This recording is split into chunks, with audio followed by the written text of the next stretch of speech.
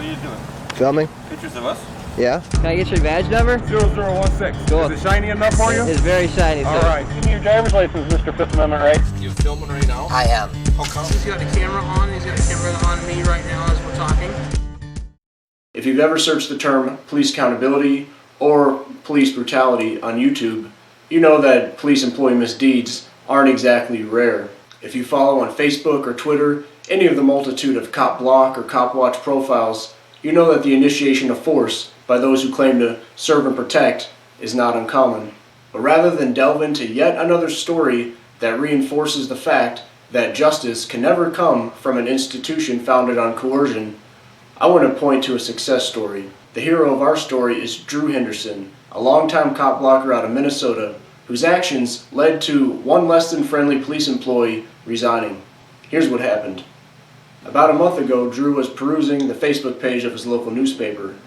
In a story about an upcoming rally that was to be spearheaded by Twin Cities residents involved with Black Lives Matter, Drew saw a comment that caught his attention. That comment encouraged drivers who may be near the protest location to don't slow down, and if they happen to hit one of the, quote, idiots, they shouldn't be charged with anything. A pretty asinine comment to be sure, especially as it was left by J.M. Roth, or Jeff Rothecker, a St. Paul police employee of 22 years. Starting with a phone call and later in-person discussion, Drew notified Rothecker's colleagues, and he made his discovery public in a very thorough video. The next day, Twin Cities media outlets reported on the story. Rothecker was put on paid administrative leave and stepped down from his role as vice president of the Minnesota Fraternal Order of Police. He then apologized, claiming that he did not intend anyone harm. But this was not an accidental comment or slip of the hand by Rothecker. In fact, his history towards peaceful protesters is crystal clear. 3 months ago, Jamar Clark was killed in Minneapolis, just across the Mississippi River from St. Paul, by Minneapolis police employees Mark Riggenberg and Dustin Suarez. Residents concerned about that incident had camped out in front of the Minneapolis police outfit's 4th precinct, and in an effort to bring more attention to their cause, some protesters blocked a nearby highway.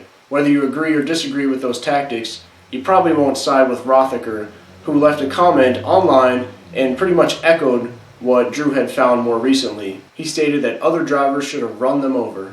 And in 2008, when the Republican National Convention was held in St. Paul, it was none other than Rothecker who assaulted a peaceful protester on the street. As freelance photographer Julie Sandberg stated, "I watched and photographed as a police employee grabbed the back of the shirt collar of a protester who wasn't doing anything that anyone else in the street wasn't, dragged him down to the ground, and then proceeded to spray mace at everyone, including me." And these are just a handful of the known less than professional actions done by someone who claims to serve and protect his community. Fortunately, Drew was successful in bringing the spotlight of attention onto this criminal. So successful, in fact, that Rothecker resigned from his job yesterday. Unfortunately, that doesn't preclude him from subsisting off money extorted from his neighbors in the form of a pension, but at least Rothecker will be off the street and no longer operating under the guise as if he has the legal right to initiate force. Kudos to Drew for his efforts.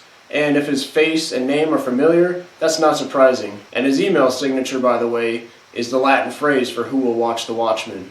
Well, it seems to me Drew has done a damn fine job taking care of that himself. But obviously he can't do it alone. It's going to take all of us.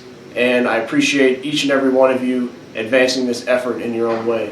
If you want to show Drew a little love and have the means, please stop by his GoFundMe page, linked to in the description below, and send him a little of that fiat currency. He says 100% of which will go towards continuing his activism. If you live in the Twin Cities, be on the lookout for Drew. He recently bought a used Road Pirate vehicle, added some graphics that include "no victim, no crime," and uses it to do outreach.